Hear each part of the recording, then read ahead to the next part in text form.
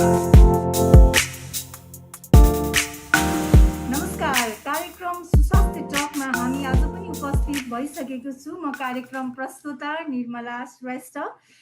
दर्शकवृन्द, हामी तपाईहरु समक्ष हरेक हप्ताको बिहीबार कुनै न कुनै विषयमा लिएर यो कोभिडको महामारी विश्वलाई नै त्रसित बनाइरहेको र विश्वलाई नै रुवाइरहेको, विश्व नै अप्ठ्यारो परिरहेको बेलामा नेपाल पनि अछुतो छैन। नेपाल पनि कोरोनाले दिनानुदिन एउटा संक्रमण पनि संख्या बढिरहेको छ र मृत्युको संख्या पनि बढिरहेको छ। यसै विषयमा हामी थोरै चर्चा परिचर्चा पनि गर्नेछौँ। साथै आज हामीसँग कोरोना सँगसँगै हाम्रो अब किडनीमा हुने समस्या, पत्थरी के हो, कसरी हुन्छ भन्ने विषयमा पनि हामी विस्तृतमा कुराकानी गर्नेछौँ। यसको लागि आज हामीसँग हुनुहुन्छ वरिष्ठ न्युरोलोजिस्ट डाक्टर सुमन शर्मा। उहाँ हुनुहुन्छ गण्डकी मेडिकल कलेजदेखि। उहाँको व्यस्त समय आज हामीलाई 1 घण्टा दिनुभएको छ। आउनुहोस् उहाँलाई कार्यक्रममा स्वागत गरौँ। डाक्टर साहब, कार्यक्रममा स्वागत छ। नमस्कार। सन्चै हुनुहुन्छ?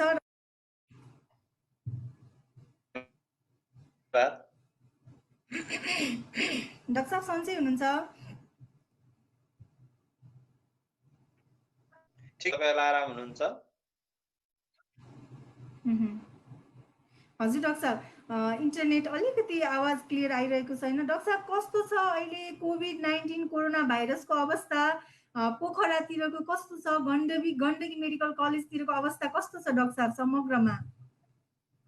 अब यो अहिले चाहिँ नि यो कोभिड-19 को अवस्था अलिकति जटिलै भइरहेको अवस्था छ। अब हामीलाई थाहा छ यो कम्युनिटीमा स्प्रेड भइसकेको अवस्था छ। यो दिन प्रतिदिन बढ्दो अवस्था छ।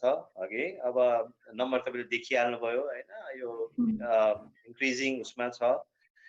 त्यही माथि हाम्रो अलिकति हस्पिटल एडमिसन पनि बढिरहेछ कोरोना भाइरसको कोभिडको अघि। त्यही माथि अब तपाईको यो मोर्टालिटी रेट अलिकति बढी भइरहेछ र संक्रमण चाहिँ फैलिँदै गइरहेको छ कम्युनिटीमा अघि। अब अलिकति अवस्था जटिल नै छ अहिलेसम्म। अब बिस्तारै अलि जटिल बन्दै गइरहेको छ। अवस्था चाहिँ त्यस्तै छ। हस्पिटलमा यसका भिडहरु पनि लाग्न थालेछन्, पोजिटिभ केसेसहरु धेरै आउन थालेको छ।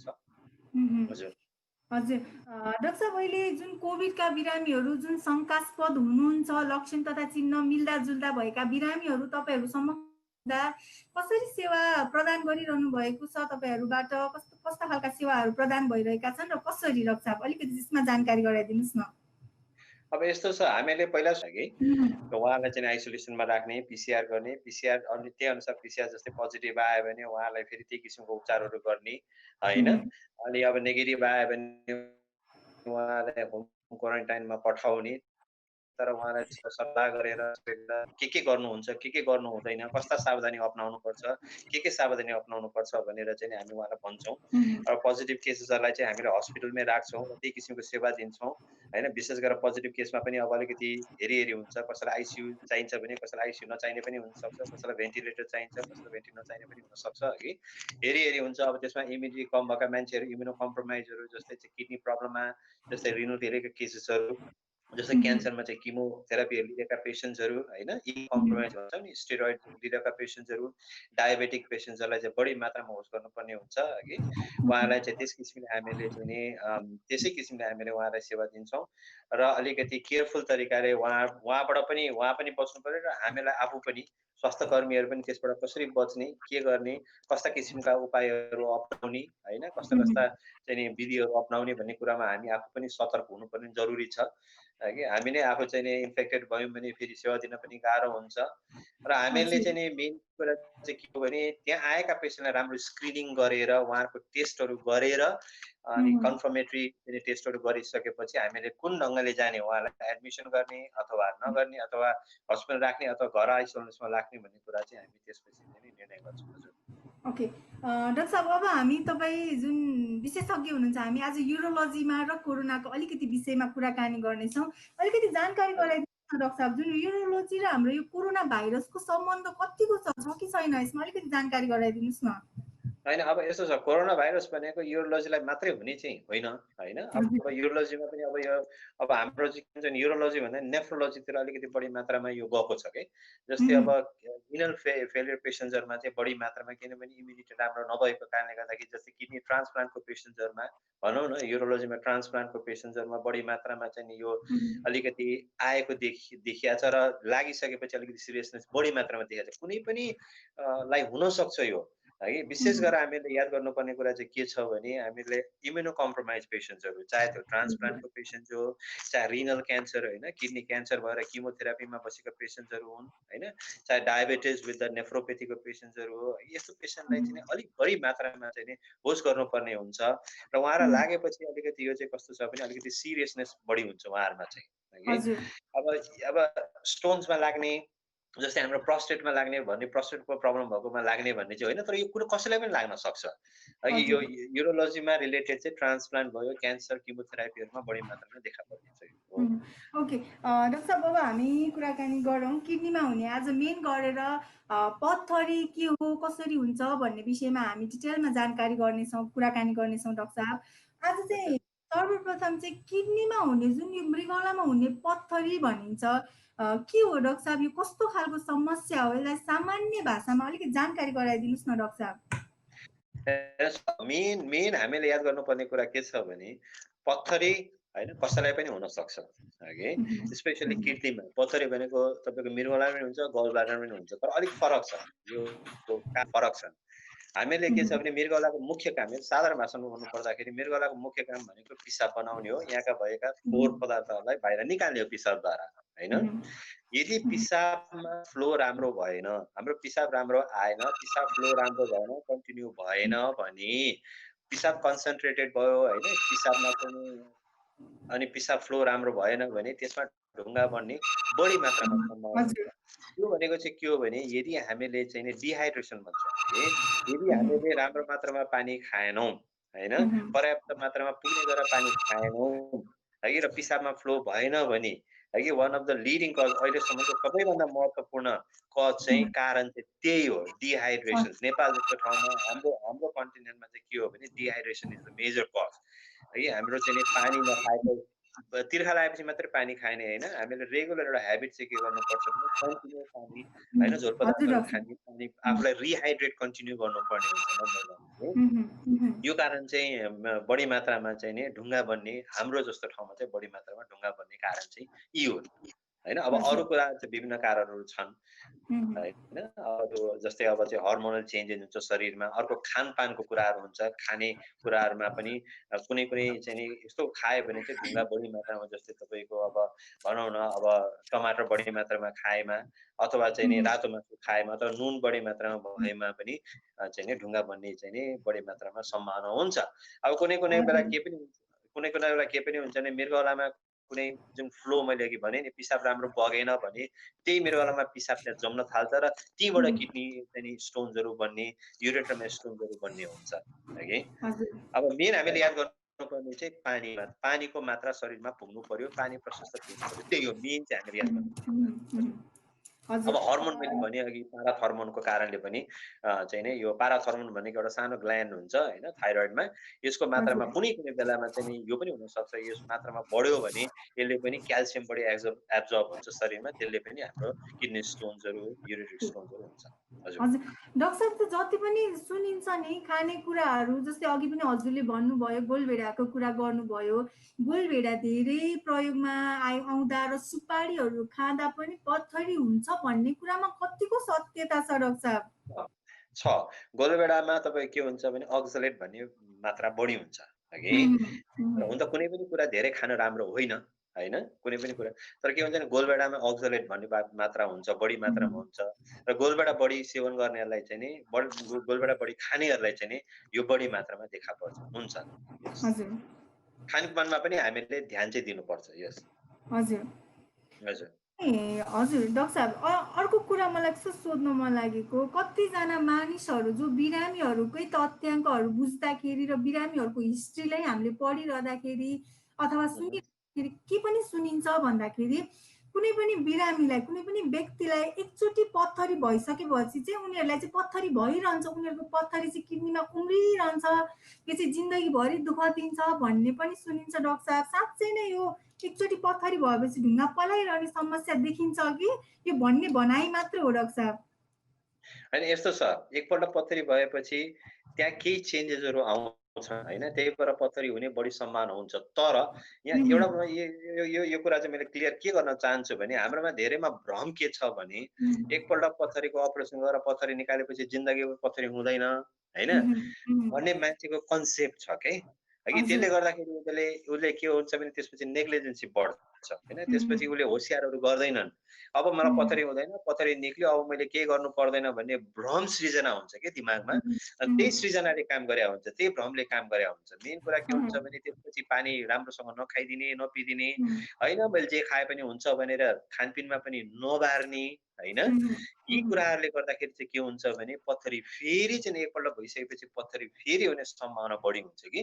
त्यही भएर कारणले गर्दाखेरि अब नहोस् भन्नको लागि चाहिँ नि जुन एउटा चाहिँ नि हामीले चाहिँ नि ब्यालेन्स डायट होइन खानपानमा गर्ने र आफूलाई चाहिँ रिहाइड्रेट, आफूलाई चाहिँ नि पानी प्रशस्त मात्रामा पिउने चाहिँ नि बानी चाहिँ नि सधैँको लागि गर्नुपर्छ। यो होइन कि एकपल्ट पत्थरीको अपरेसन गरेपछि जिन्दगीमा पत्थरी हुँदैन भने कहिले पनि सोच्नु हुँदैन।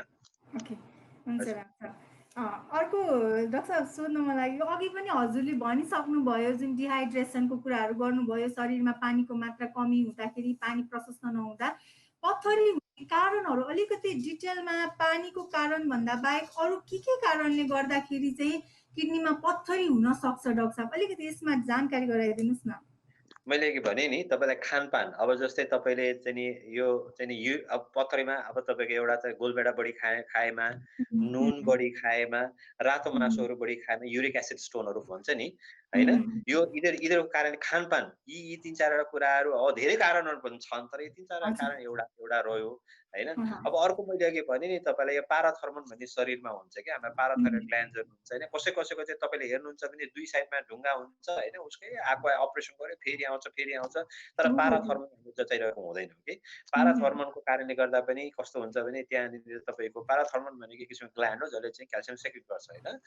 अब ढुङ्गा भनेको क्याल्सियम हो, मेनली क्याल्सियम हो कि क्याल्सियम अक्सिलेटर हो। त्यही भएर हामीले कोही बेला के पनि गर्नुपर्छ भने यो पाराथर्मोन पनि चेक गराउनु जरुरी हुन्छ है।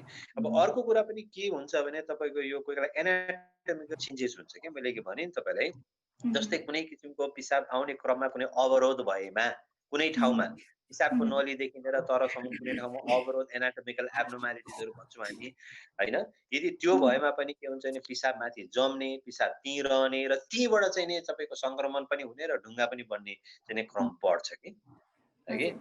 तर त्योभन्दा नि इम्पोर्टेन्ट कुरो म अझै पनि भन्न चाहन्छु, डिहाइड्रेसन मेन पानी, त्यसपछि खानपान, त्यसपछि पाराथर्मल, त्यसपछि एनाटोमिकल होइन, यी कुराहरूले चाहिँ नि मेन यी 3-4 कारण हुन् र त्यसमा सबभन्दा इम्पोर्टेन्ट कारण चाहिँ डिहाइड्रेसनै हो, पानीको मात्रा शरीरमा कमी। हजुर डाक्टर साहब, अर्को कुरा पनि हामीले सुन्ने गरेको छौँ, हजुरबा आमा बुवालाई मृगौलामा पत्थरी छ भने छोराछोरीलाई पनि पत्थरी हुन्छ है भन्ने। यो एउटा जेनेटिकली पनि हुन्छ, यो जेनेटिकली पनि यो कुनै चाहिँ नि क्रोमोसोम्सहरूले होइन जिन्सहरूले काम गरेको हुन्छ यसमा होइन, कुनै तर त्यो म त्यही भएर रेयर कजमा म जान चाहिनँ कि। त्यही भएर यसको मतलब होइन बाबुआमालाई छोराछोरी हुनैपर्छ भन्ने होइन, एकदम rare, one of the rare कजमा चाहिँ यो आउँछ, जेनेटिकल प्रिडिस्पोजिङ फ्याक्टर भन्छ होइन, एकदम रेयर कजमा आउँछ कि यसलाई। त्यही भएर मैले त्यो छोएँ भने फेरि मेन कुराहरू चाहिँ हुन्छ भनेर मैले खासै यसमा, तर एकदम रेयर कज हो त्यो, हुनसक्छ जेनेटिकल प्रिडिस्पोजिङ फ्याक्टरहरूमा, यस यो पनि हुनसक्छ, बाबुआमालाई भयो भने कोही बेला त्यहाँ पनि हुन्छ, तर एकदम रेयर कज हो त्यो, एकदमै कम हुने सम्भावना एकदम कम।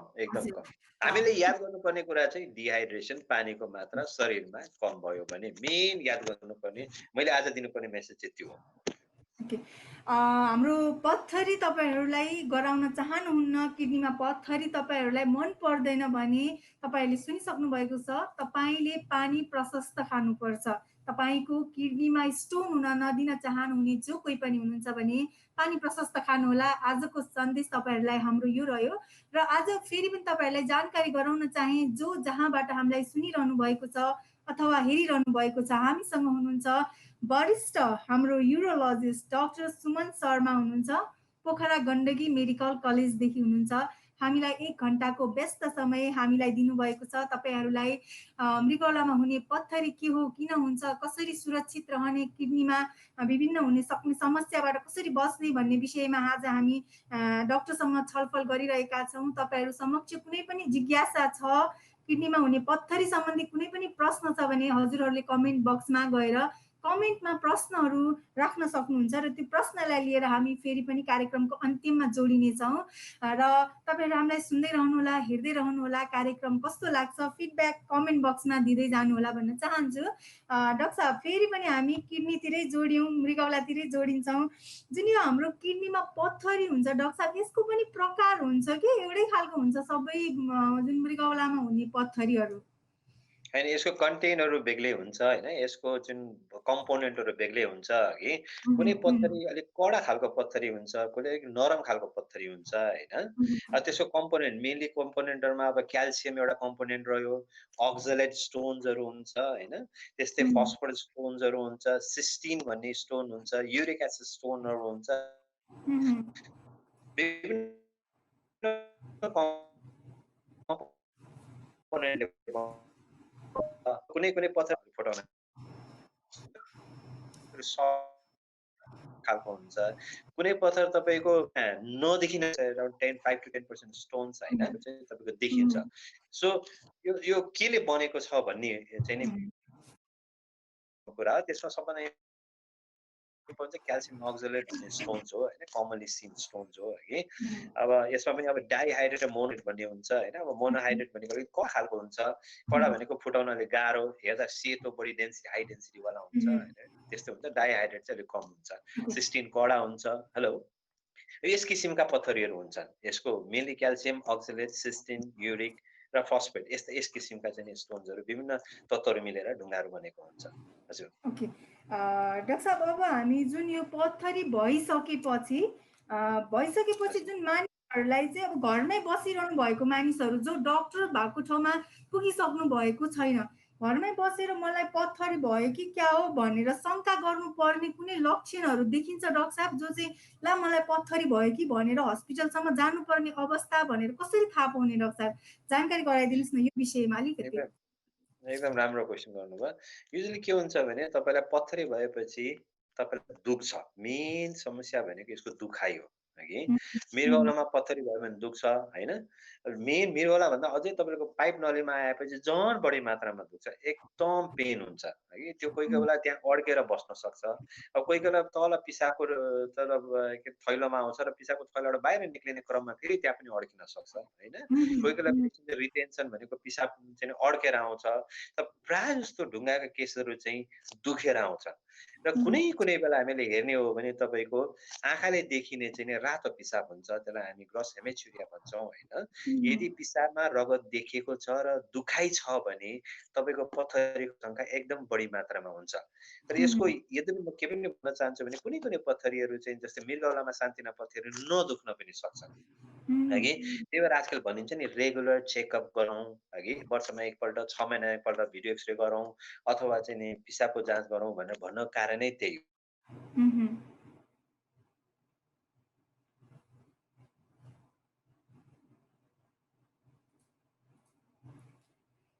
हजुर डाक्टर साहब।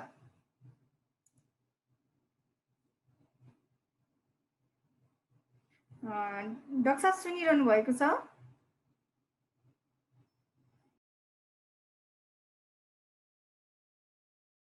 हजुर डाक्टर साहब सुनिरहेको छु। हजुर, अलिकति इन्टरनेटमा अब अलिकति प्राविधिक गडबडीको कारणले गर्दा क्षमा प्रार्थी छौँ। हजुर डाक्टर साहब कन्टिन्यू गर्नुभयो हुन्छ।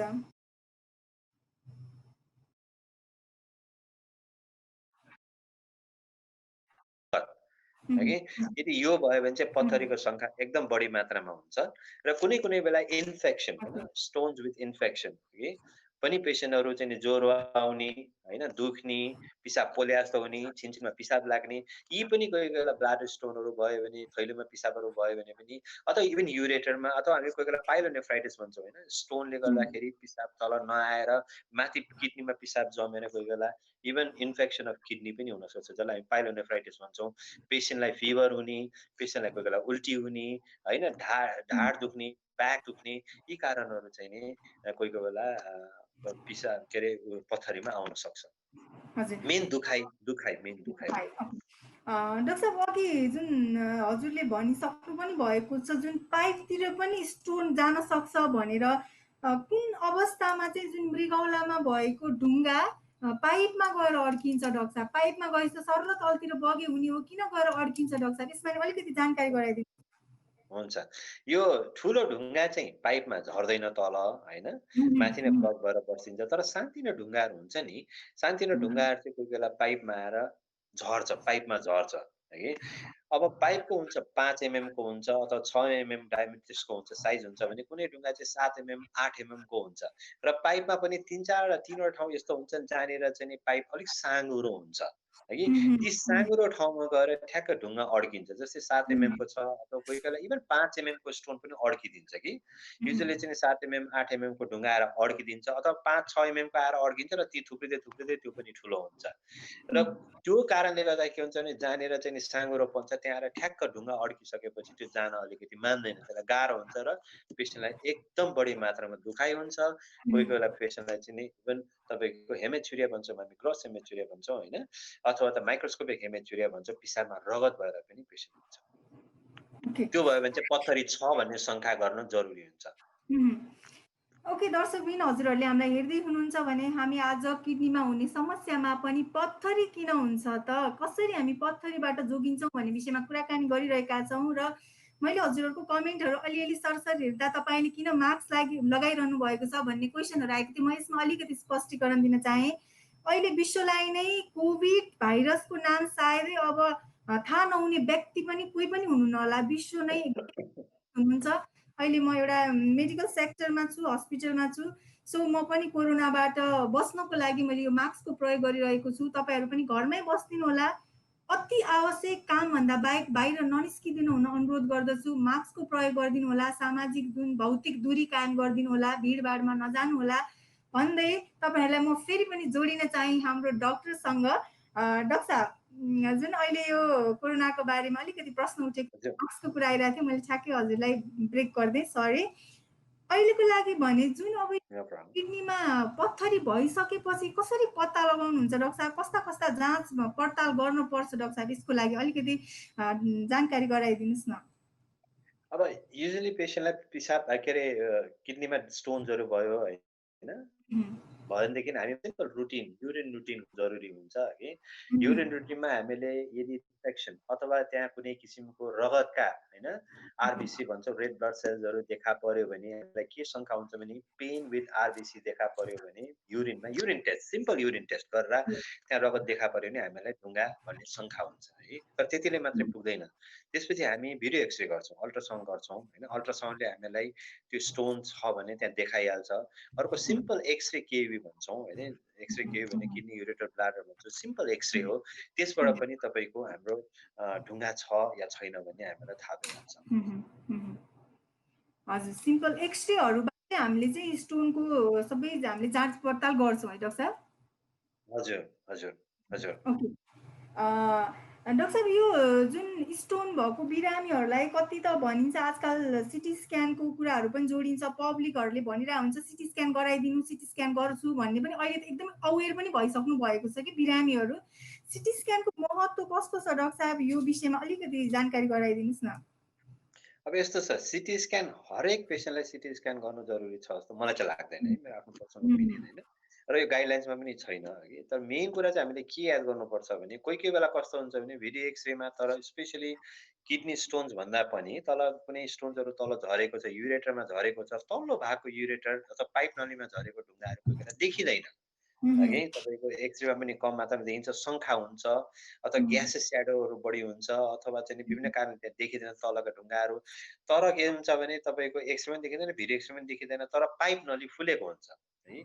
त्यस्ता शङ्कास्पद कुनै लाग्यो भने अनि अनि तपाईँ हेर्नुहुन्छ पिसाबमा रगत छ भने हामी के गर्छौँ भने सिटी केबी भन्ने गर्छौँ। सिम्पल सिटी स्क्यान भन्ने हुन्छ जुन चाहिँ सिम्पल हुँ, विदाउट डाई भन्छ हामी त्यो चाहिँ गर्छौँ।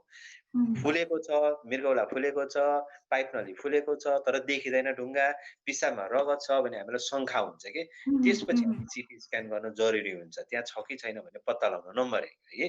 त्यतिखेर अच्छा, हामी सुरुमै हामी सिटी स्क्यान चाहिँ गर्दैनौँ। हामी चाहिँ गर्दैनौँ सिटी स्क्यान ओके। सुरुमै। सिम्पल टेस्ट गर्छौँ पहिला भिडियो एक्स-रे गर्छौँ, हैन? युरिन रुटिन गर्छौँ, एक्स-रे केबी गर्छौँ।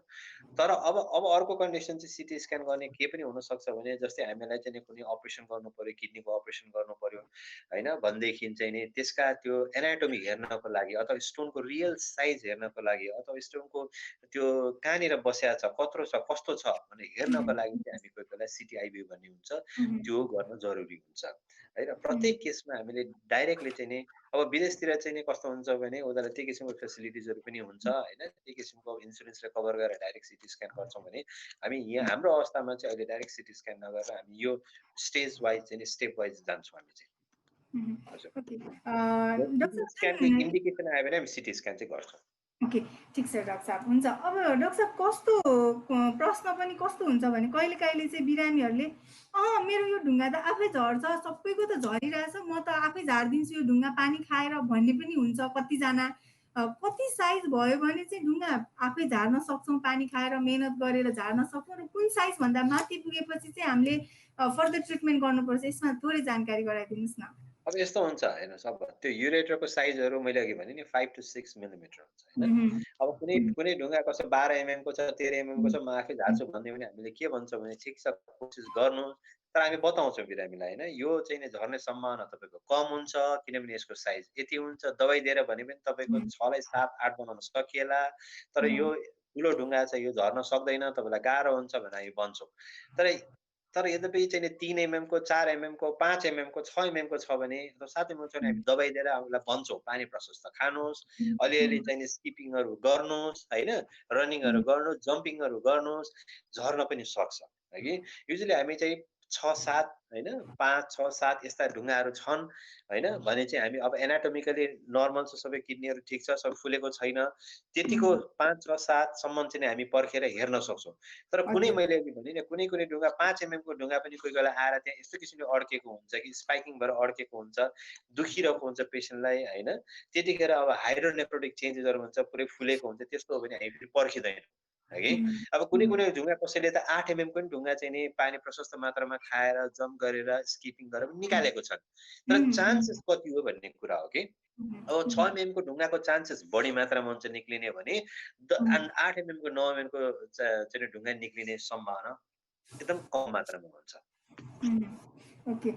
डाक्टर साहब अब हामी अलिकति पथरी भइसकेपछि हामी कसरी चाहिँ उपचार गर्ने त भन्ने विषयमा, उपचार विधिको विषयमा थोरै जानकारी गराउँ डाक्टर साहब। उपचार विधि चाहिँ कस्तो छ डाक्टर साहब? स्टोनहरू जुन औषधिले नै सन्चो हुन्छ या सबै पथरीहरूलाई चाहिँ हामीले अपरेसनै गर्नुपर्छ या कुनै औषधिहरू पनि छ जुन चाहिँ सानो साइज बनाएर पिसाबबाट सर्लक झार्न मिल्ने अवस्था पनि आउँछ कि आउँदैन डाक्टर साहब? यसमा थोरै जानकारी गराइदिनुहोस् न? अब अब यस्तो छ, यो यो चाहिँ नि कस्तो छ भने औषधि त्यो ढुङ्गा फोड्ने औषधि भनेर चाहिँ नि खासै हामी चाहिँ त्यसमा त्यति बिलिभ पनि गर्दैनौँ हगि। हुँ, तर हुँ, के हुँ। चाहिँ हो भने तपाईँको सानोतिनो ढुङ्गा छ भने अलिकति त्यो पिसाबको नलीलाई फुलाउने, अलिकति रिल्याक्स गर्ने हामी केही मात्रामा त्यो पनि माथिको स्टोन्सहरू, माथि हुँ, जुन हुँ, पिसाबको नलीको माथि भएका स्टोन्सहरूलाई होइन, केही रिल्याक्स गर्नको लागि चाहिँ हामी केही औषधिहरू दिन सक्छौँ, है। अनि हुँ, त्यसपछि पानी प्रशस्त खाएर अलिकति मैले भने जम्पिङ-सम्पिङ गरेर निक्लिन सक्छ, स्किपिङहरू गरेर निक्लिन सक्छ। अब हुँ, होइन ठुलो ढुङ्गा छ, त्यो पनि कहाँ छ ढुङ्गा होइन? अब मृगौलामा छ भने कत्रो साइजको छ, युरेटरमा छ भने कत्रो साइजको छ, त्यो अनुसार फरक पर्छ कि। जस्तै अब हुँ, ठुल्ठुलो ढुङ्गा छ, मृगौलामा चाहिँ नि तपाईँको भनौँ न 20 एमएमको ढुङ्गा छ भने यो निक्लिने भन्ने सम्भावना छैन। हुँ, यसलाई हामी अपरेसन गरेर नै निकाल्छौँ। अब अपरेसन पनि विभिन्न किसिमका छन् होइन, त्यसमा हामी पछि हुँ, आउँला।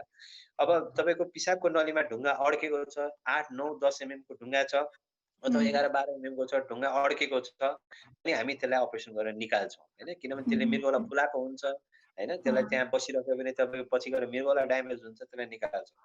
त्यस्तै कोही बेला युरेथ्रामा आएर पिसाब चाहिँ नि पुरै रिटेन्सन भएर आएको हुन्छ, पिसाब चाहिँ अड्केर आएको हुन्छ, पिसाब चाहिँ नली चाहिँ नि त्यतिखेर हामी त्यसलाई निकाल्छौँ। तर ब्लाडरमा कोही बेला चाहिँ नि पिसाबको थैलोमा पनि ढुङ्गाहरू हुन्छन्, ठुल्ठुला ढुङ्गाहरू हुँ, हुन्छन्। जुन चाहिँ नि तल पिसाबको तलमा बाहिर आउन सक्दैन युरेथ्राबाट होइन, त्यसलाई पनि हामीले अपरेसन गरेर निकाल्छौँ। अब अपरेसनको टेक्निकहरू विभिन्न छन् है। अब त्यसमा चाहिँ नि अब पहिला हामी चिरेर निकाल्ने अपरेसनहरू गर्थ्यौँ भने आजकल चाहिँ चिर्ने अपरेसनहरू हामी गर्दैनौँ।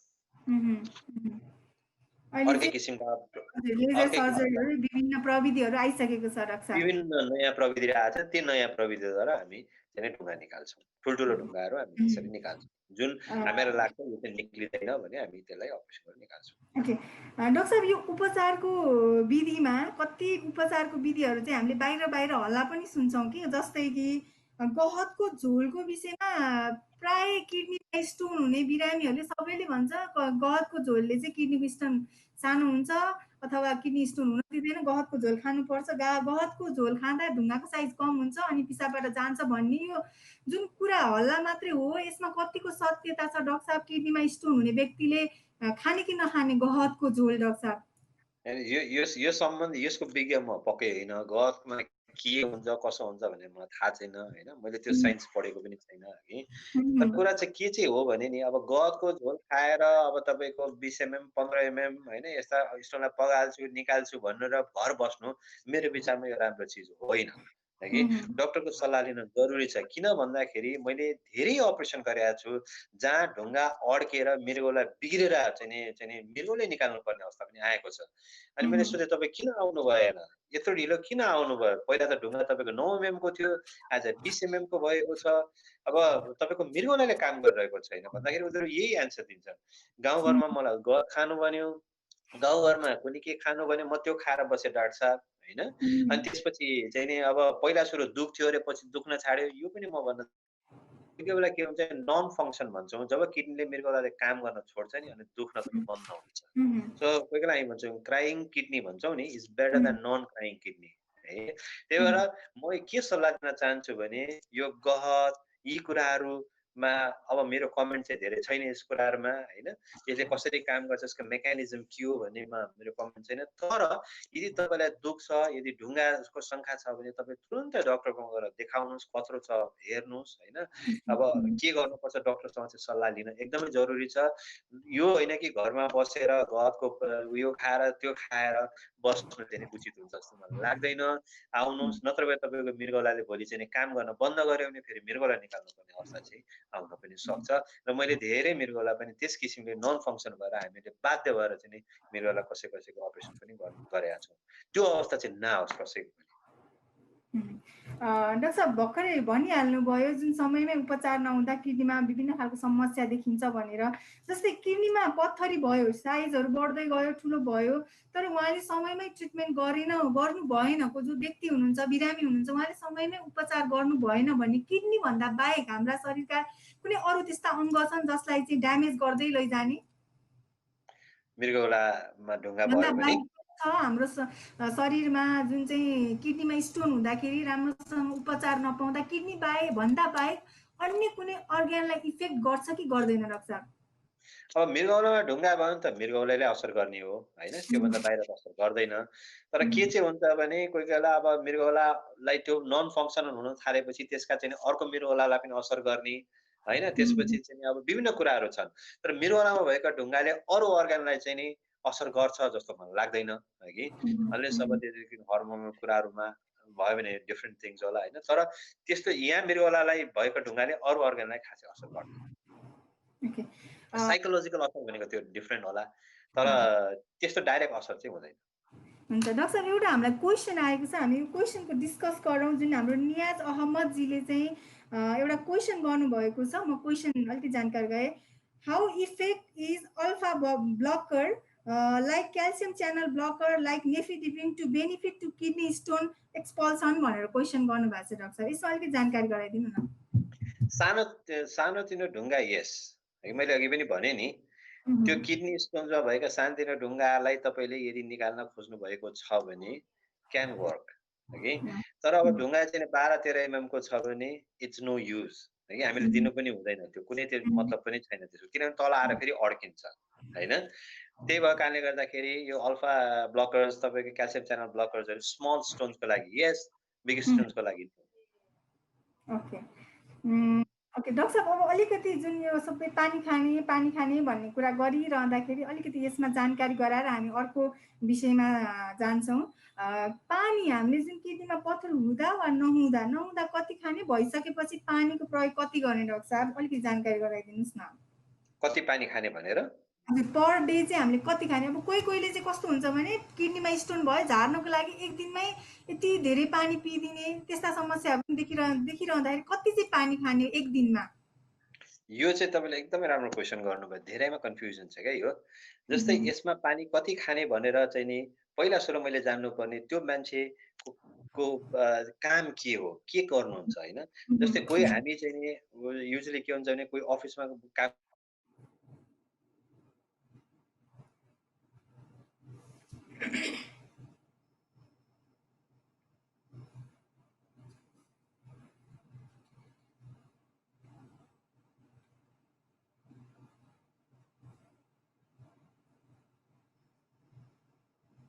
डाक्टर साहब सुनिरहनु भएको छ मलाई?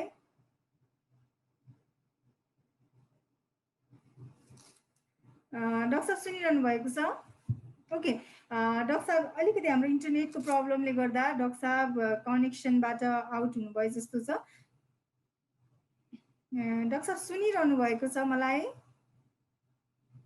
ओके डाक्टर साहब, अलिकति इन्टरनेटको कारणले गर्दाखेरि बाहिरिनु भयो जस्तो लाग्यो। सायद फेरि उहाँ जोइन हुनुहुन्छ। डाक्टर साहबलाई हामी कुर्नेछौँ त्यतिन्जेलसम्मको लागि। दर्शकवृन्द जहाँबाट हामीलाई सुनिरहनु भएको छ, जस्तो अवस्थामा सुनिरहनु भएको छ, अहिले हामी कुराकानी गर्दैछौँ।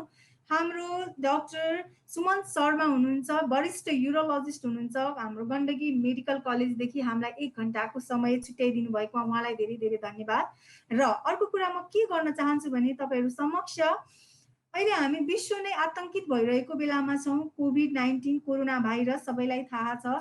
जो हो जहाँ हुनुहुन्छ एकदमै आपतकालीन अवस्थाभन्दा बाहिर ननिस्किदिनु होला, घरमै बस्दिनु होला, स्वस्थ खाना खाइदिनु होला, मन तातो पानीको प्रयोग गरिदिनु होला, जथाभावी नहिँडिदिनु होला। घरमा बुढाबुढी आमाहरू हुनुहुन्छ अथवा बाल बच्चा हुनुहुन्छ भने उहाँहरूलाई सुरक्षित राख्नु होला। मास्कको प्रयोग गर्नु होला। अहिले पनि म मास्कमै छु। मास्कको प्रयोग गर्नु होला। साथै हात समय समयमा हात धुने, ह्यान्ड सेनिटाइजरहरू प्रयोग गर्ने जस्ता आफ्नो गतिविधि भौतिक दूरीहरूलाई चाहिँ राम्रोसँग पालना गर्नु हुन सबैलाई अनुरोध गर्दछु। डाक्टर साहब फेरि जोइन हुनुभएको छ हामीसँग। हजुर डाक्टर साहब, पानीको कुरा गर्दै थियौँ हामी।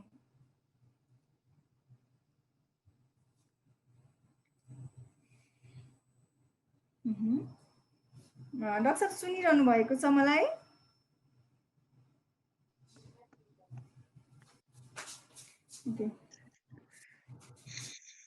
डाक्टर साहब सुनिरहनु भएको छ मलाई? अहिले सुने, सरी यो कनेक्सनमा प्रब्लम आइरहेको छ। हजुर डाक्टर साहब, पानीको कुरा जोडिरहेको थियौँ। हजुर यो एकदम राम्रो क्वेसन हो। यतिखेर ठ्याक्क गयो है। यो चाहिँ कस्तो हो भने त्यो मान्छे कहाँ बस्ने हो? तराईमा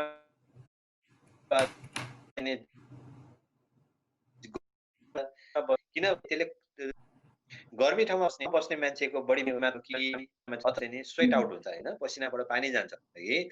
अब यदि पहाडमा बस्ने यति चाहिँ जाडो ठाउँमा बस्ने मान्छे त्यति चाहिँ पसिना जाँदैन। र मैले भन्नुपर्दा त्यो मान्छे चाहिँ यदि कस्तो किसिमको, यदि हार्ड वर्कर हो कि अथवा चाहिँ बढी मात्रामा फिजिकल वर्कर हो कि फिजिकल बढी मात्रामा एक्टिभिटिज बढी गर्ने हो कि अथवा चाहिँ अफिसमा बसेर जस्ट कम्प्युटरमा काम गर्ने मान्छे हो, त्यसमा पनि स्वेट आउट बढी हुन्छ फिजिकल काम गर्नेलाई भने कम्प्युटरमा बस्ने मान्छेको काम गर्ने अलिक स्वेट आउट कम हुन्छ। त्यस अनुसार मैले चाहिँ नि के भन्नुपर्छ भने तपाईँ यति पानी खानुहोस् भनेर हामीले भन्नुपर्छ होइन। 2 लिटर 3 लिटर भन्ने भन्दा पनि मैले चाहिँ के भन्छु भने तपाईँको जुन पिसाब हुन्छ त्यो चाहिँ कन्टिन्युस राम्रो फ्लो हुनु पर्यो। नम्बर 1 फ्लो चाहिँ राम्रो हुनु पर्यो है। र पिसाबको रङ चाहिँ नि तपाईँको कस्तो हुनु पर्यो भने रातो हुनु भएन, कन्सन्ट्रेटेड युरिन हुनु भएन, फ्लो राम्रो हुनु पर्यो है। जबसम्म तपाईँको फ्लो राम्रो हुँदैन र नर्मल अब रातो पिसाब अथवा एकदम धेरै पहेँलो पिसाब हुनु भएन, यो हुँदैन, तबसम्म चाहिँ नि तपाईँले पानी खानुहोस्। चाहे त्यो 2 लिटर पनि हुन सक्छ, तराईमा बस्नेलाई 5 लिटर पनि हुन सक्छ। गर्मी ठाउँमा बस्ने धेरै काम गर्ने मान्छे, धेरै पसिना बगाउने मान्छेलाई 4 लिटर पनि हुन सक्छ, 3 लिटर पनि हुन सक्छ भने जाडो ठाउँमा बस्ने मान्छेलाई तपाईँको 2 लिटर पनि हुन सक्छ अथवा 2.5 लिटर पनि हुन सक्छ। कुरो बुझ्नु भएन? यो चाहिँ जरुरी छ कि कस्तो किसिमको हो, कहाँ बस्ने हो र उहाँको फिजिकल वर्क के हो। त्यस अनुसार हामीले पानी खानुस् भन्नु पर्यो र दुईटा कुरा रङ है क्लियर हुनु पर्यो पिसाबको र फ्लो चाहिँ नि तपाईँको थोरै पिसाब चाहिँ नर्मल एमाउन्टमा हैन फ्लो राम्रो हुनु पर्यो र कलर पनि एकदम क्लियर हुनु पर्यो। रातो पिसाब धेरै कन्सन्ट्रेटेड पिसाब चाहिँ हुनु भएन। यो दुईटा कुरामा ध्यान दिनु पर्यो। त्यस अनुसार आफ्नो अनुसार पानी खानु पर्यो। त्यो 2 लिटर पनि हुन सक्छ, ओके त्यो 3 लिटर पनि हुन सक्छ, त्यो 3.5 लिटर पनि हुन सक्छ। ओके डाक्टर साहब अर्को प्रश्नमा जाउँ है। अब हामीलाई एउटा प्रश्न आएको छ। प्रश्न यस्तो रहेको छ, what about chances of fertility in after bilateral orchidopexy at the age of 20 to 21 भनेर क्वेसन आएको छ डाक्टर साहब। यसमा अलिकति जानकारी गराइदिनु। आर्किडोप्लेक्सीको बारेमा सोधिरहनु भयो। अर्किडोप्लेक्सी गरेको पेशेन्टलाई हजुर, आर्किडोप्लेक्सी जुन बाइलेटरल गरेको छ उहाँको फर्टिलिटीको अर्किडोप्लेक्सी गरिसकेपछि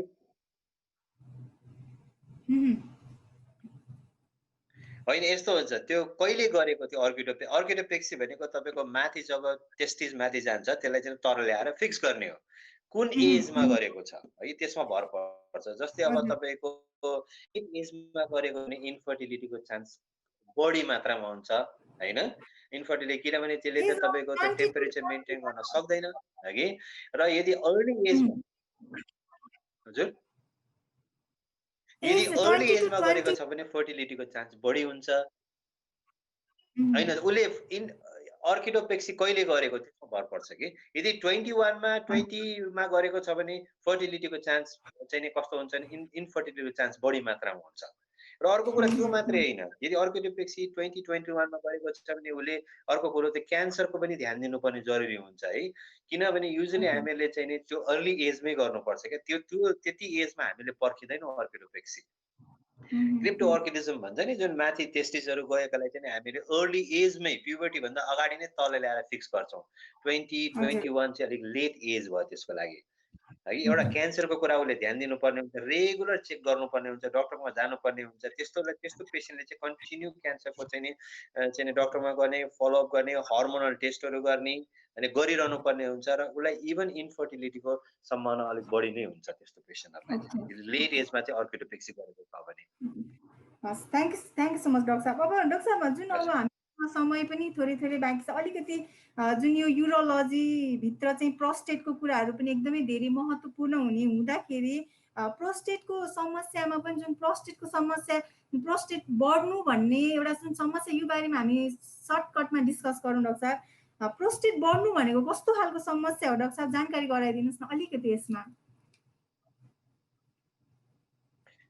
प्रोस्टेट भनेको यो मेल ग्रन्थि हो हैन, मेलमा मात्रै हुन्छ हगि। ठ्याक्क थैलो पिसाबको थैलीको ठ्याक्क तलपट्टि बसेको हुन्छ यो ग्रन्थि हैन। युजुअली के हुन्छ भने जब मान्छे चाहिँ अलिकति एज आफ्टर 50 भन्छ, यसको मतलब यो 40 मा पनि कसैलाई देखा परेको छ, 45 मा देखा परेको छ। युजुअली आफ्टर 50, 55, 60 मा चाहिँ नि जति एज बढ्दै गयो यो सम्भावना बढी हुन्छ। किनभने त्यहाँ हर्मोनल चेन्जेसहरू हुन्छ शरीरमा। त्यो हर्मोनल चेन्जेसको कारणले गर्दाखेरि प्रोस्टेट ग्रन्थिहरू बढ्छ। यसको मतलब यो होइन कि सबैलाई हुन्छ भन्ने पनि होइन हैन। तर धेरै मान्छेलाई चाहिँ के हुन्छ हर्मोनल चेन्जेस भएको कारणले गर्दाखेरि एज एउटा सर्टन एज गयो एल्डरली हुँदै गएपछि हर्मोन चेन्जको कारणले गर्दाखेरि प्रोस्टेट ग्रन्थिहरू बढ्छ, जसलाई हामी चाहिँ नि benign prostatic hypertrophy or benign enlargement of the prostate भन्छौँ। जुन एज अनुसारको चेन्जेसमा चाहिँ यो बढ्न जान्छ। हजुर डाक्टर साहब, यो वास्तवमा प्रोस्टेट कुन एजमा चाहिँ नर्मली बढ्छ? अब यङ मान्छेहरूको पनि समस्या हुन्छ या एउटा उमेर बढ्दै गएपछि वृद्ध अवस्थामा मात्रै प्रोस्टेट बढ्ने समस्या देखिने हो डाक्टर साहब? हजुर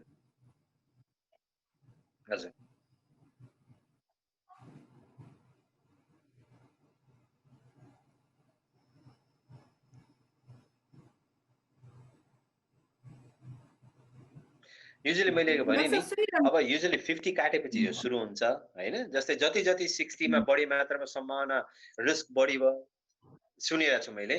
जस्तै 50 काटेपछि चाहिँ यो सुरु हुन्छ हैन। र यस 60 मा अलिक बढी मात्रामा हुन्छ। जति एज तपाईको बढ्दै गयो नि त्यति रिस्क चाहिँ बढ्दै जान्छ है। र यसको मतलब यो होइन कि कुनै केसहरू इभन 40, 45 मा पनि मैले देखेको छु है। तर एकदम रेयर हुन्छ, तिनीहरू चाहिँ कम मात्रामा हुन्छ। जति एज तपाईको बढ्दै गयो त्यति हर्मोनल चेन्जेस हुँदै जान्छ, त्यति रिस्क फ्याक्टर चाहिँ बढ्दै जान्छ। प्रोस्टेटको लागि। ओके। डाक्टर साहब, अब यसमा जुन यो समस्याहरू बढ्छ, प्रोस्टेटको समस्या जुन यो क्यान्सरको जटिलता पनि भनिन्छ डाक्टर साहब, अहिले यो विभिन्न क्यान्सरहरू जुन फिमेलहरूको ब्रेस्ट क्यान्सर भने जस्तै मेलहरूको चाहिँ प्रोस्टेट क्यान्सर चाहिँ एकदमै कमन जस्तो देखिन थालिसक्यो। योबाट प्रिभेन्ट हुनको लागि अर्ली कुनै स्क्यानिङहरू, अब जस्तै कि अर्ली स्क्यानिङ, अलिक अब बुझिन। डाक्टर साहब जुन यो प्रोस्टेटको क्यान्सरको लागि कुनै हेलो, पनि अर्ली बुझिन, अलिकति क्वेसन भन्नुहोस् त। प्रोस्टेटको जुन क्यान्सरको कुनै स्क्रिनिङ टेस्ट छ कि छैन डाक्टर साहब, स्क्रिनिङ टेस्ट? ओके ओके छ। अब चाहिँ कस्तो छ भने प्रोस्टेट क्यान्सर चाहिँ नि अब धेरै मात्रामा धेरैलाई देखा पर्न थालिसकेको छ। Is one of the leading cause of death भन्छ अहिले चाहिँ प्रोस्टेट, होइन? युएसएमा हेर्नुभयो भने यसको डाटा धेरै छ कि यसको मोर्बिडिटी मोर्टालिटी धेरै हाई भइरहेछ आजकल। प्रोस्टेट क्यान्सर धेरै देखा परिरहेछ, होइन? अब यसको चाहिँ नि कस्तो छ भने त्यही भएर आजकल के छ भने प्रोस्टेट क्यान्सर स्क्रिनिङ भनेर आजकल निकालिरहेछन् मान्छेले। र आफ्टर तपाईँको 50-55 भइसकेपछि युजली हामीले चाहिँ चेक गर्नुपर्ने कुरा चाहिँ नि एउटा चाहिँ नि रेक्टल डिजिटल रेक्टल एक्जामिनेसन भन्छौँ, होइन? हामी फिल गर्छौँ प्रोस्टेटलाई, है कि त्यहाँनिर चाहिँ नि फिल गरिसकेपछि यदि कडा छ भने हामी त्यही किसिमको सस्पेक्ट गर्छौँ कि यसको केही खराबी त छैन अथवा क्यान्सर त भएको छैन भन्ने एउटा त्यो भयो भने अर्को चाहिँ हामी चाहिँ सिरम पिएसए भन्छौँ, होइन?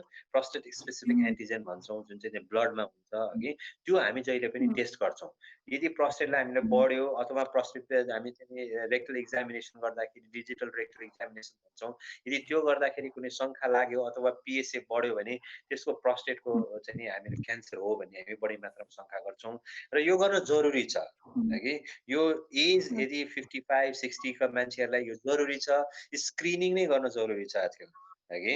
यो चाहिँ नि digital rectal examination plus serum PSA भन्ने स्क्रिनिङ टेस्ट छ, यो गर्न जरुरी छ किनभने अब प्रोस्टेट क्यान्सर दिन प्रतिदिन बढिरहेछ।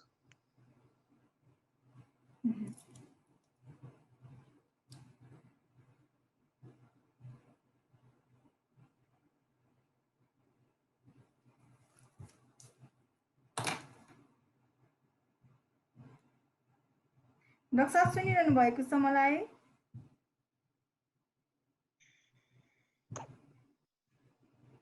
सुनिरहनु भएको छ? हजुर डाक्टर साहब, यो एकदम डिस्टर्ब भइरहेछ है हामीलाई। सरी है। अलिकति जानकारी गराइदिनुस् न। हजुर बुझिन, मैले तपाईँ क्वेसनै बुझिन। यो जुन हाम्रो स्क्रिनिङ टेस्टको बारेमा जुन हामी बीचमै कट अफ भयो डाक्टर साहब, यसमै कन्टिन्यू गरिदिनुस् न। हजुर, मैले अघि भने नि एज जब तपाईँ एल्डरली पेसेन्ट जस्तै 55-60 हुन्छ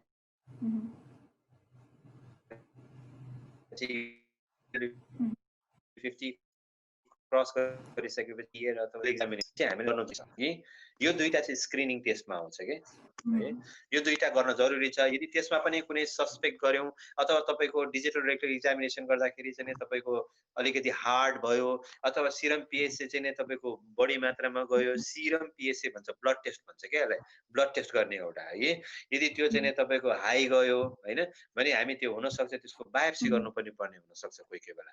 किनभने प्रोस्टेट क्यान्सर चाहिँ अहिले चाहिँ नि प्रोस्टेट क्यान्सर दिनादिन बढिरहेको अवस्था छ र मोर्टालिटी पनि यसको कारणले गर्दाखेरि मृत्यु हुने दर पनि बढिरहेछ प्रोस्टेट क्यान्सरले। यो गर्न जरुरी छ। एज हुँदै गएपछि यो स्क्रिनिङ गर्न जरुरी छ। डाक्टर साहब, अलिकति जुन प्रोस्टेट बढ्नु भन्दा अगाडि अथवा बढ्न थालिसकेपछि, अब जुन नर्मल साइजबाट बढ्न थालिसकेपछि मानिसहरुमा कस्ता खालका जुन बिरामीहरूलाई प्रोस्टेटको समस्या देखिन थाल्छ, जब प्रोस्टेट बढ्न थाल्छ कस्ता लक्षणहरू देखिन्छ डाक्टर साहब? के लक्षण? हजुर, प्रोस्टेटको समस्या हुने भइसकेपछि जब प्रोस्टेटको समस्या देखिन थाल्छ, लक्षणहरू के हुन्छन् भन्नुभएको? हजुर कस्ता? हजुर डाक्टर साहब, प्रोस्टेट बढेपछि लक्षणहरू। अच्छा, प्रोस्टेट बढेपछि हामीले ध्यान दिनुपर्ने कुरा के हो भने प्रोस्टेट क्यान्सर र यो बिनाइन प्रोस्टेट हाइपरप्लेसिया भनेको अथवा हाइपरट्रोफी भनेको अथवा benign enlargement of prostate different things है। हगि यो भनेको एउटा क्यान्सर भयो, अर्को भने बिनाइन भयो। तर युजुअली के हुन्छ भने सिम्पटममा चाहिँ तपाईँको के हुन्छ भने पिसाब फेर्न गयो होइन, पिसाब नआउने, तुरुन्तै नआउने, घरिघरि बाथरुम जाइरहनु पर्ने, राति बढी मात्रामा उठ्नु पर्ने, हगि पिसाब फेर्न गयो फेरि आयो फेरि पिसाब लागे जस्तो हुने होइन, पिसाब फेर्न गयो चाहिँ नि पिसाब कम्प्लिट नभएको जस्तो हुने, हगि यी विभिन्न लक्षणहरू छन् होइन। कोही कोही बेला पिसाब चाहिँ अड्किने, पिसाबै नआउने, बढी गन्नु पर्ने, यी सबै चाहिँ नि के हुन्छ भने तपाईँको प्रोस्टेटको एउटा चाहिँ नि सिम्पटम्सहरू हुन् यिनीहरू चाहिँ। ओके डाक्टर साहब, हामी एउटा प्रश्नको अलिकति डिस्कस गरौँ। जुन यो गाइनेकोमास्टियाको बारेमा हामीलाई क्वेसन आएको छ, यही विषयमा हामी छलफल गर्ने कि नगर्ने? हजुरबाट जाऊँ न डाक्टर साहब। गाइनेकोमास्टियाको बारेमा क्वेसन आएको छ डाक्टर साहब, यसलाई हामी स्किप गर्ने? गाइनेकोमास्टिया भनेर गाइनेकोमास्टिया चाहिँ यो त यसमा परेन के अरे होइन, मैले यो कुरा चाहिँ गाइनेकोमास्टियाको बारेमा जसले पनि यसलाई स्किप गरौँ। हामी यसलाई अर्को एपिसोडमा यस्ता टपिकहरू लिएर फेरि पनि आउनेछौँ। आजको हामी युरोलोजी, जुन मूत्र प्रणाली, हाम्रो पिसाब सम्बन्धी के कस्ता समस्या हुन्छ, हाम्रो प्रोस्टेटमा के कस्ता समस्या हुन्छन्, किडनीलाई हामीले कसरी हेल्दी राख्ने भन्ने चाहिँ हाम्रो डाक्टर साहब चाहिँ विशेषज्ञ हुनुहुन्छ। सकेसम्म यसै विषयमा तपाईँहरूले प्रश्न गरिदिनु हुन एकदमै अनुरोध गर्दछु म तपाईँहरू सबैलाई। र आज हामीसँग हुनुहुन्छ पोखरा गण्डकी मेडिकल कलेजदेखि वरिष्ठ डाक्टर सुमन शर्मा हुनुहुन्छ, युरोलोजी हाम्रो युरोलोजी विशेषज्ञ भनौँ, युरोलोजिस्ट हुनुहुन्छ, मूत्र रोग विशेषज्ञ भनौँ हामी यसरी उहाँलाई। र उहाँको व्यस्त समय हामीलाई दिनुभएको छ। हामी आज कुराकानी गर्दैछौँ किडनीमा हुने पत्थरी, जुन मृगौला पत्थरी एकदमै समस्याको रूपमा देखिएको, र जुन मेलहरूमा प्रोस्टेटको समस्या, अहिले जुन फिमेलहरूमा ब्रेस्ट क्यान्सर भने जस्तै मेलहरूमा प्रोस्टेट क्यान्सर पनि निकै नै समस्याको रूपमा देखिरहँदा मैले यो विषयमा अलिकति कुरा उठाइरहेको छु डाक्टर साहब। यस्तो प्रोस्टेटको जुन प्रोस्टेट इन्लार्ज हुन नदिन केही गर्न सकिन्छ डाक्टर साहब? कुनै औषधि, एक्सर्साइजहरू केही छ?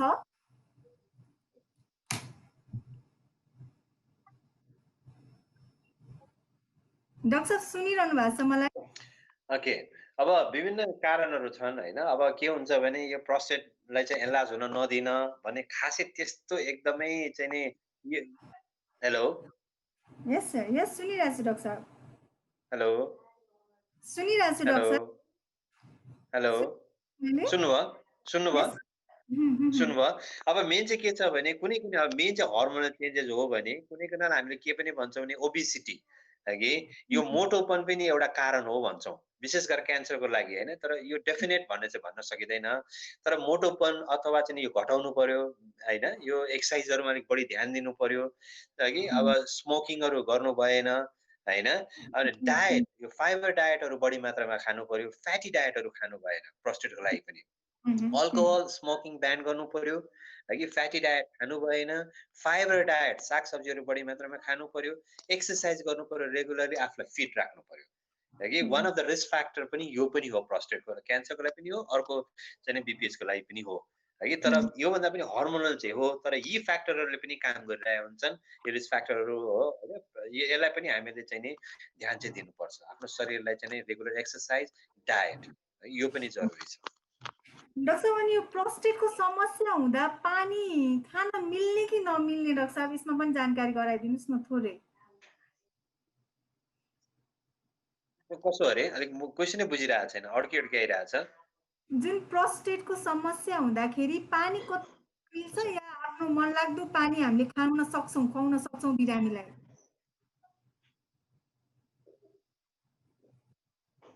पानीसँग कुनै मनतातो चिसोसँग कुनै रिलेटेड हुँदैन होइन।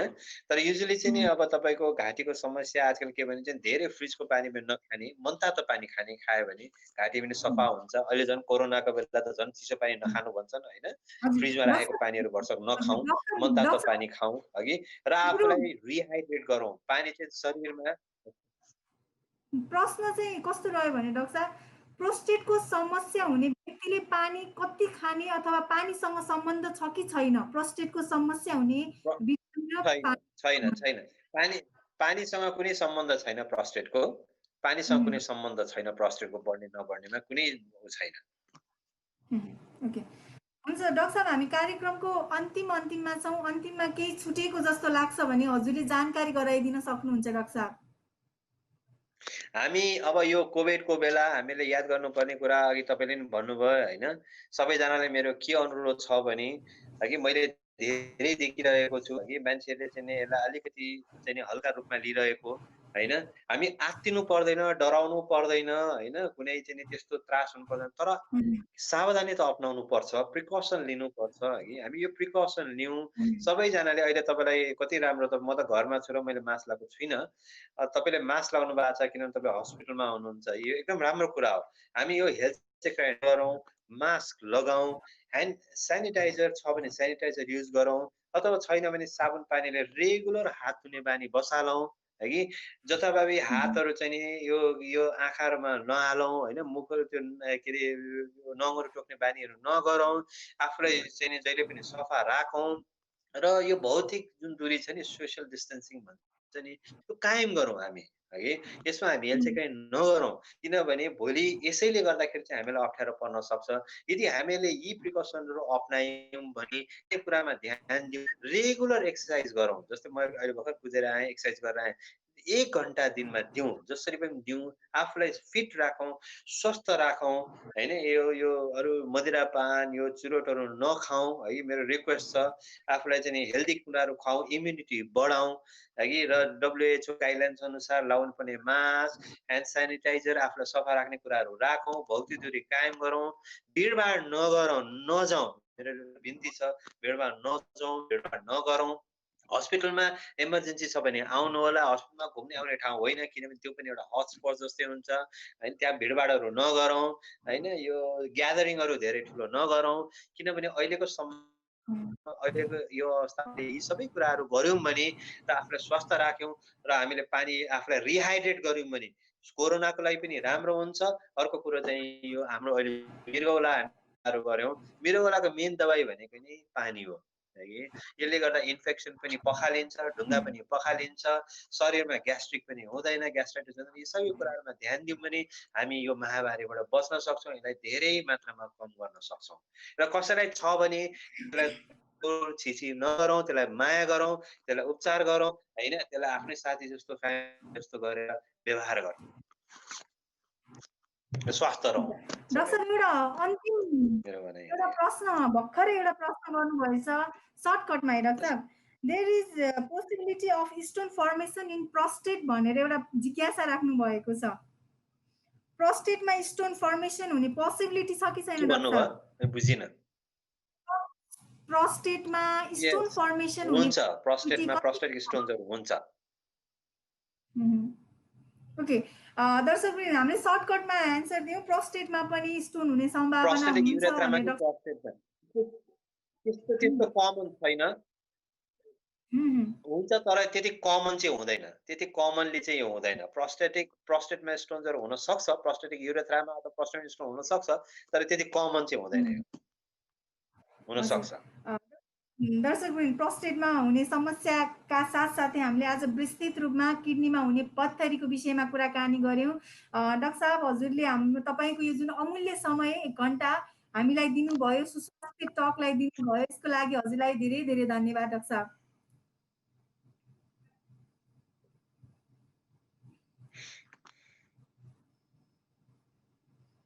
डाक्टर साहब, धेरै धेरै धन्यवाद, हजुरको अमूल्य समय हाम्रो सुस्वास्थ्य टकलाई दिनुभयो।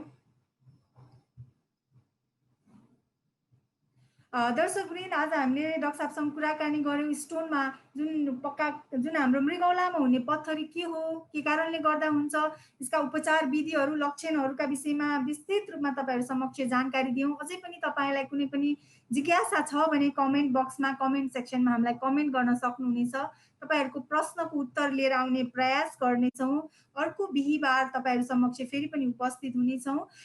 थ्याङ्क यू सो मच, यतिन्जेलसम्म हेरेर बस्दिनु भयो। र अन्तिममा पनि म फेरि भन्न चाहन्छु, स्टे सेफ, हेल्दी रहनुहोला, कोरोनाबाट मुक्त रहनुहोला, सोसल डिस्टेन्सिङ, भौतिक दूरी सबै कायम गर्नुहोला, मास्क लगाउनुहोला, ह्यान्ड सेनिटाइजर युज गर्नुहोला, अनावश्यक हस्पिटल नधाउनुहोला। हस्पिटल पनि एउटा एकदमै कोरोना सङ्क्रमण र सङ्क्रमित मानिसहरू भिडभाड हुने ठाउँ, एउटा हस्पिटल पनि एउटा मुख्य स्रोत हो। भन्दै स्वस्थ रहनु होला। Thank you so much all of you. आजलाई यति नै, अर्को साता नयाँ विषय वस्तु लिएर म फेरि पनि उपस्थित हुने नै छौँ। सबैलाई बाई बाई, टेक केयर।